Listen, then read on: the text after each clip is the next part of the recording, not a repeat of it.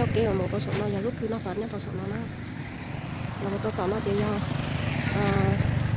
không có cái lọ cho nó là làm hậu đòn tàu tập kế đó tôi thấy tôi là bộ bánh mì kia bộ bánh xích này tôi là bộ bánh xích này tôi tỏ nó nhưng là bộ bánh này mình mua bánh nó tôi tỏ hai cho là nó đấy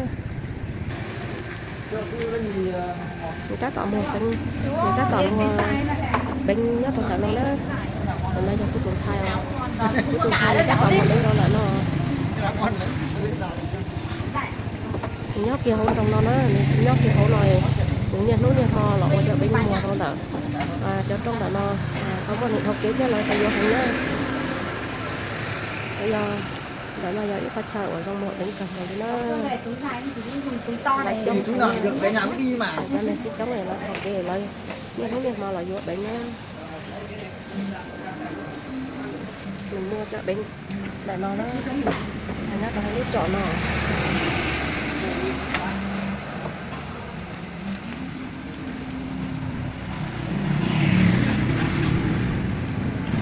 cho nên mà thì mình cô đồng nó kia mình cô đồng mà khẩu hay là cho nên chị ít lúc nào kế trong thì trong đó sau đó cô dọn dọn kia rồi bên nó sinh nhật nó sinh nhật tao cho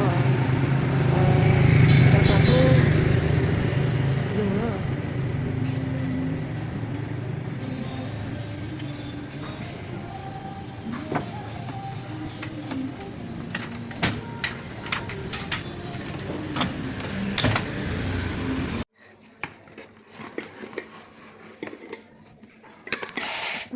tao hơn đi nhiều nhỉ kệ đi ui tàu mà tiền chưa honey nhẹ ôi giờ không tú ayo yo khoai chạy đường miếng ca ôn rồi rồi có một cái có tại thùng này phải cắt tao nhỏ xe phải cắt tao nhỏ phải cắt tao cám nữa thì khó tan tổ thành kata kan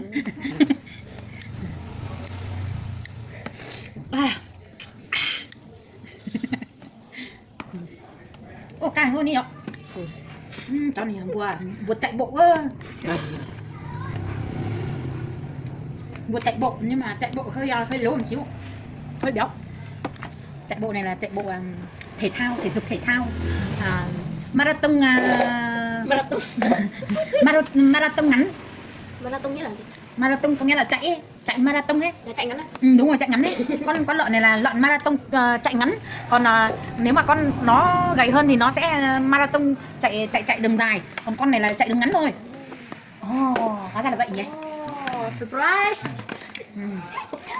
và cuối cùng nó cũng gặp cái người chạy ít ngắn như tôi càng ngắn hơn tôi chỉ chạy ở nhà thôi con mũi này nó mũi to nó mới nuôi mũi nó về nó ăn miếng thì sao đấy còn hiện ra được lại đánh nhau đấy là đánh nhau hả? Đấy. Con đầm muối mà con đầm muối mà đây đầm muối mà có đánh nhau đâu không đánh được là tao phải trả lại mày chứ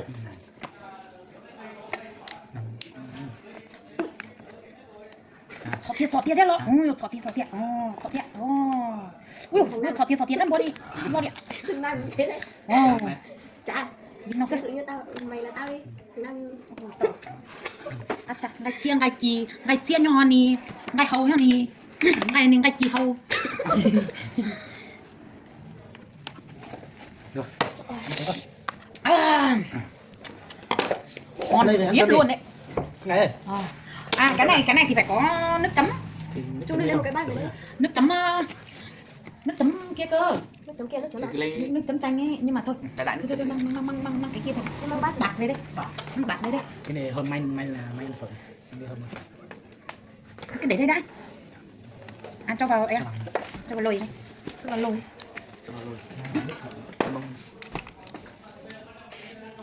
sẽ có mình luôn hả lo gió mà xèo ấy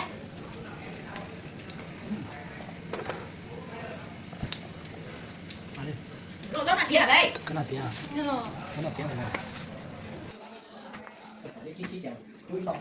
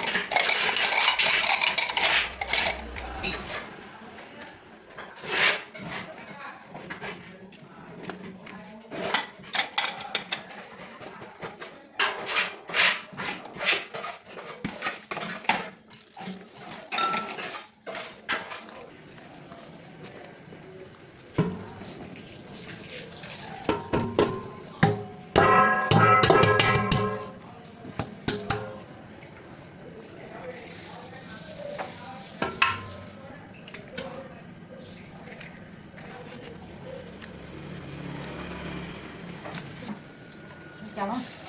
Okay.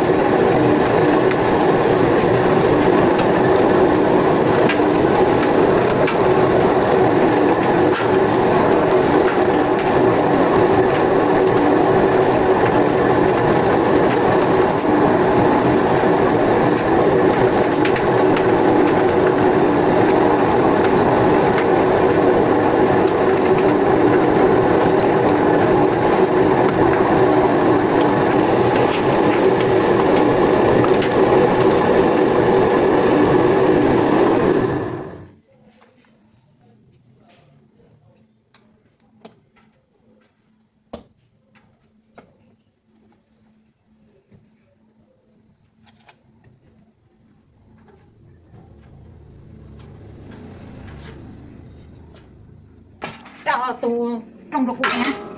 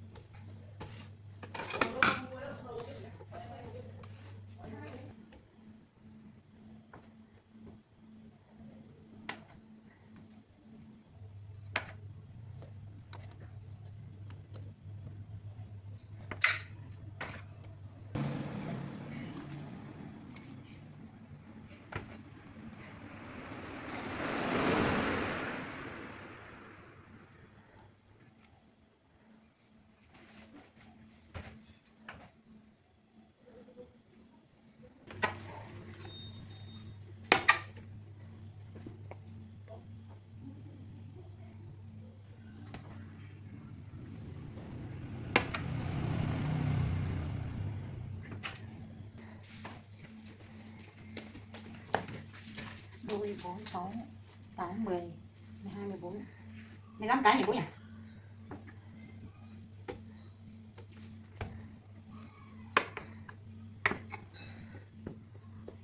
Một trăm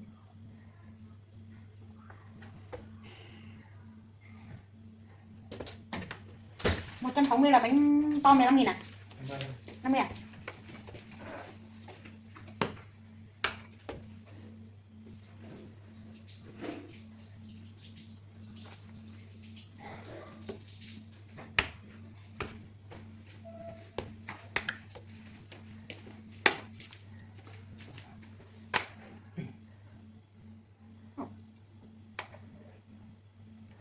Ba cái.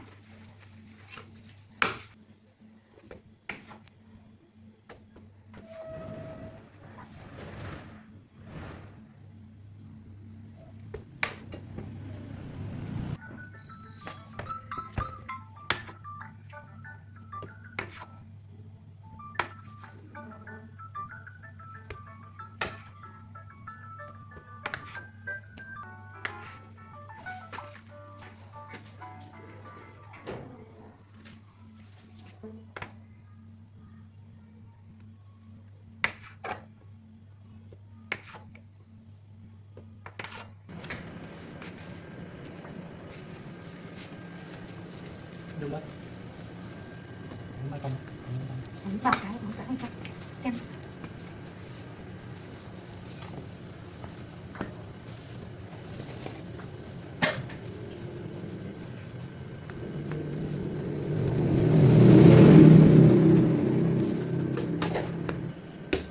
Cái bánh này 7 cái à? Phải không? Bánh dày nữa. Cũng bằng đấy á? À nhỉ. Cái này là cái bao nhiêu?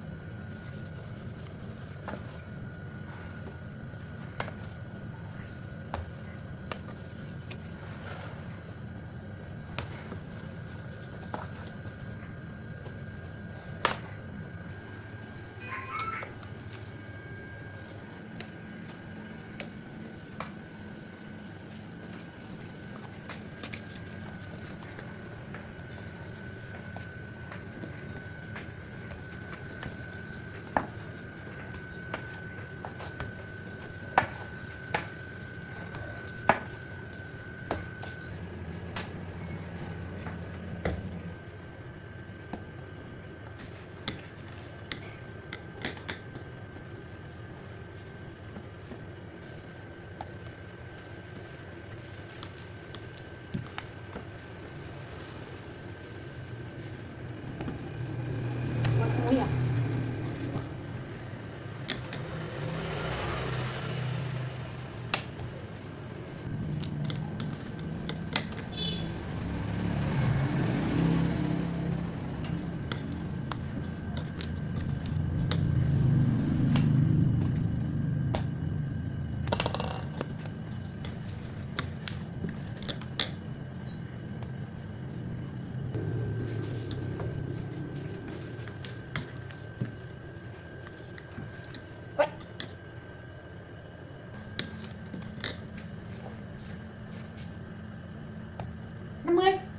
Năm mươi.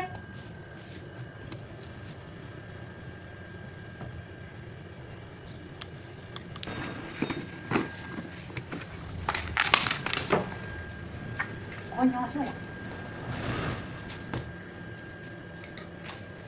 Tôi cho mày. Nó ẩm vào này. Đó.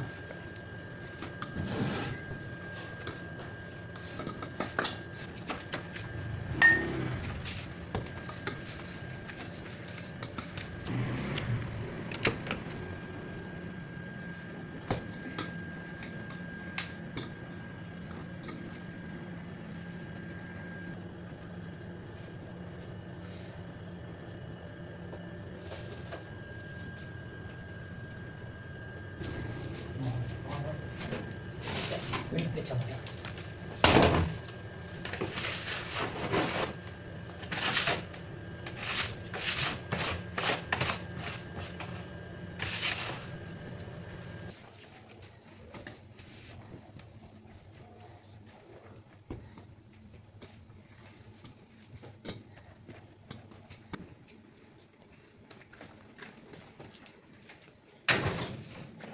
Bây giờ trời ơi.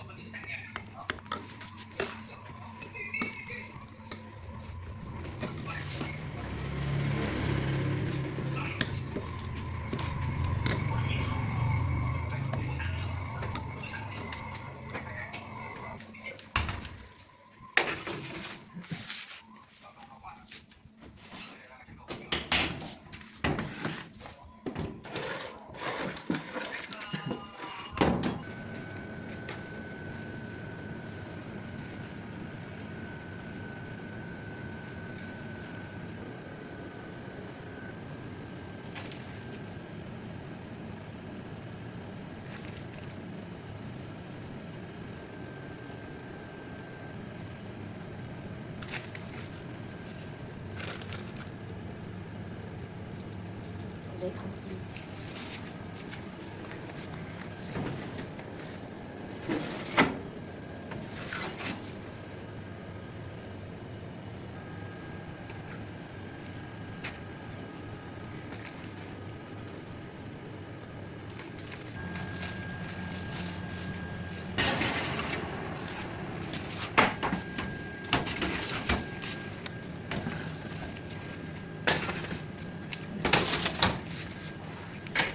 Ui cháu đó.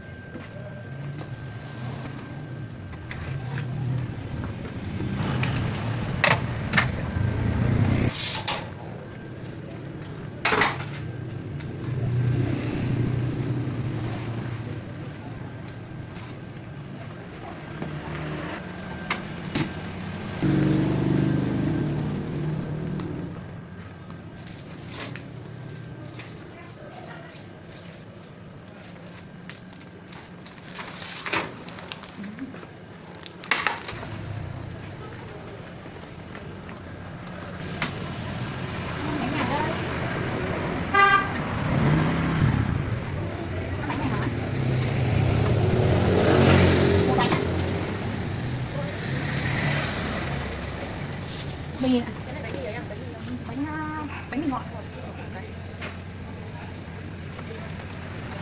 Sắp luôn đúng. Dạ có.